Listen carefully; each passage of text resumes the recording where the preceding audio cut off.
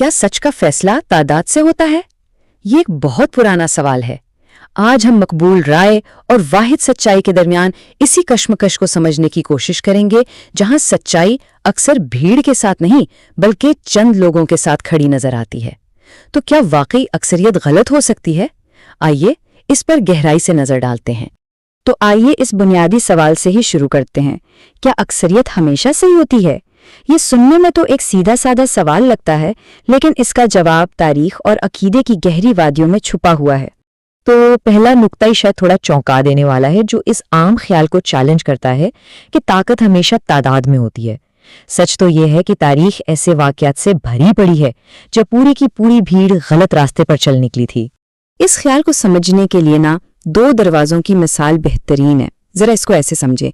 एक तरफ कुशादा रास्ता है जो बहुत आसान है, जिस पर भीड़ लगी है, मगर वो सीधा तबाही की तरफ जाता है।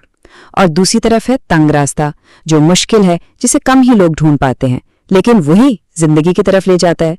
आज की हमारी सारी गुफ्तगू की बुनियाद समझे यही है। और ये कोई फलसफियाना बात नहीं है, तारीख खुद इसकी गवाह है। जरा सोचिए नूह के तूफान से पहले की दुनिया के बारे में, जहां पूरी दुनिया में से सिर्फ चंद लोग बचाए गए।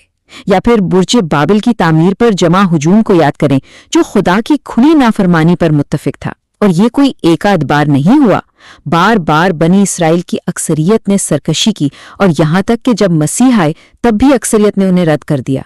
तारीख में यह पैटर्न हमें बार बार नजर आता है। और ये सारी बहस आप कह सकते हैं कि इस एक ताकतवर जुमले में सिमट जाती है कि खुदा सच्चा ठहरे और हर इंसान झूठा।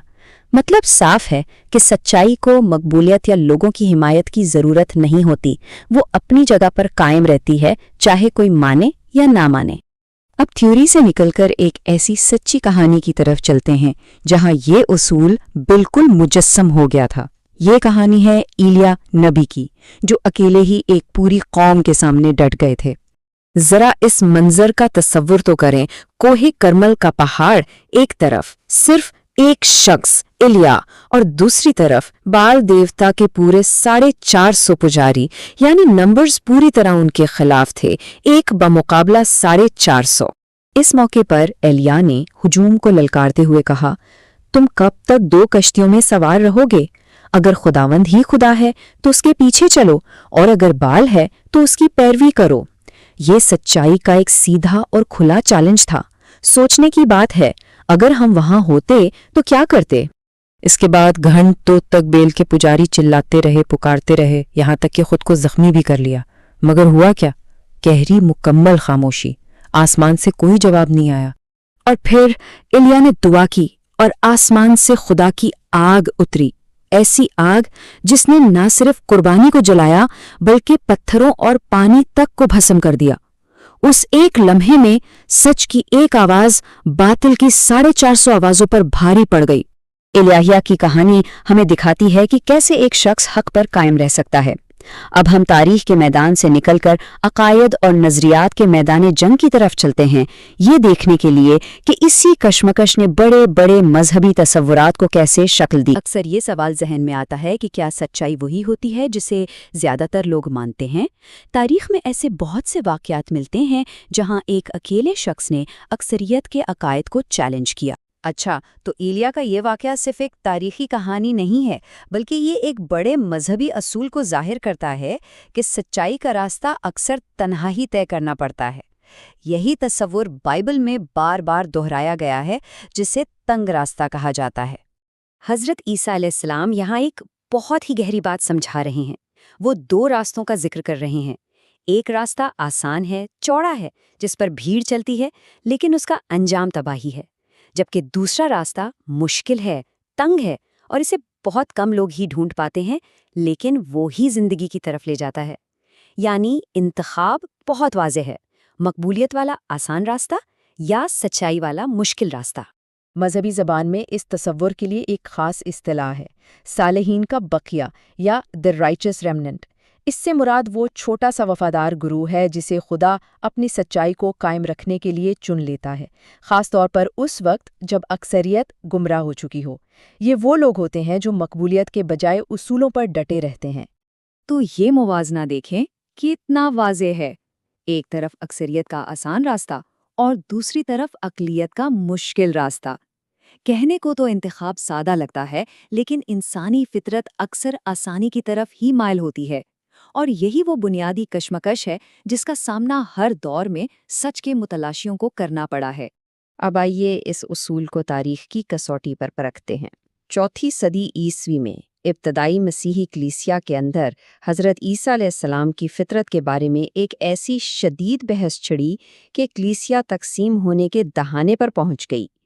اسے ایرین تنازع کہا جاتا ہے، اور اس نے حق بمقابلہ اکثریت کے اصول کو ایک نئے امتحان میں ڈال دیا۔ تو بات شروع ہوتی ہے اسکندریہ کے ایک پادری ایریس سے۔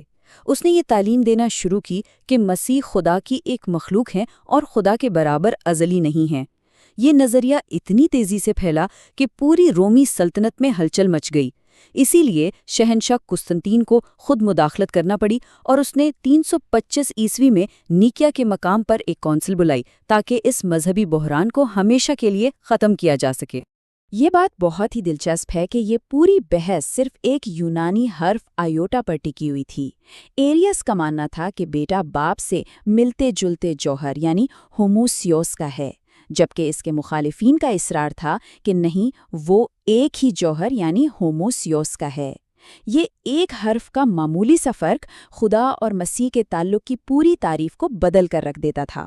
تو اب میدان سج چکا تھا نکیا میں۔ تقریباً 300 بشپس جمع تھے اور انہیں اسی سوال کا جواب دینا تھا۔ یہاں سچائی کا تعین ووٹ کے ذریعے ہونا تھا، اور مسیحی عقیدے کا مستقبل اسی اکثریت کے فیصلے پر منحصر تھا۔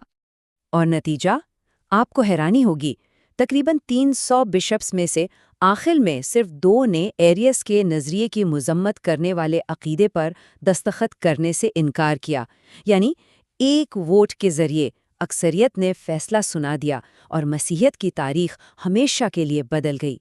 اس پوری کونسل کا جو مرکزی لفظ تھا نا، وہ تھا ہومووشس۔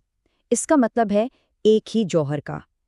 بس اس ایک لفظ نے ایریس کے نظریے کو مسترد کر دیا اور یہ عقیدہ قائم کیا کہ بیٹا یعنی حضرت عیسیٰ علیہ السلام خدا باپ کے ساتھ مکمل طور پر ہم جوہر اور برابر ہیں۔ تو بس نیکیا کے اس فیصلے نے مسیحیت کے مرکزی عقیدے کی بنیاد رکھ دی، اور ایریس کے عقیدے کو ایک گمراہ کن بدعت قرار دے دیا گیا، یعنی ایک ایسا عقیدہ جو کلیسا کی سرکاری تعلیم کے خلاف تھا۔ اس طرح ایک اکثریت کی رائے نے صدیوں کے لیے مذہبی سچائی کی تالیف متعین کر دی۔ نیکیا اور اس کے بعد کی کونسلوں کے فیصلے سے جو نظریہ سامنے آیا، اسے ہم تثلیث کے نام سے جانتے ہیں۔ تو آخر میں سوال پھر وہی ہے، سچائی کا تعین کون کرتا ہے؟ بھیڑ کا راستہ یا چند لوگوں کا؟ تاریخ اور عقیدے کے یہ واقعات ہمیں یہ سوچنے پر مجبور کرتے ہیں کہ سچائی اکثر ان چند لوگوں کے ساتھ ہوتی ہے جو بھیڑ کے بہاؤ کے خلاف کھڑے ہونے کی ہمت رکھتے ہیں۔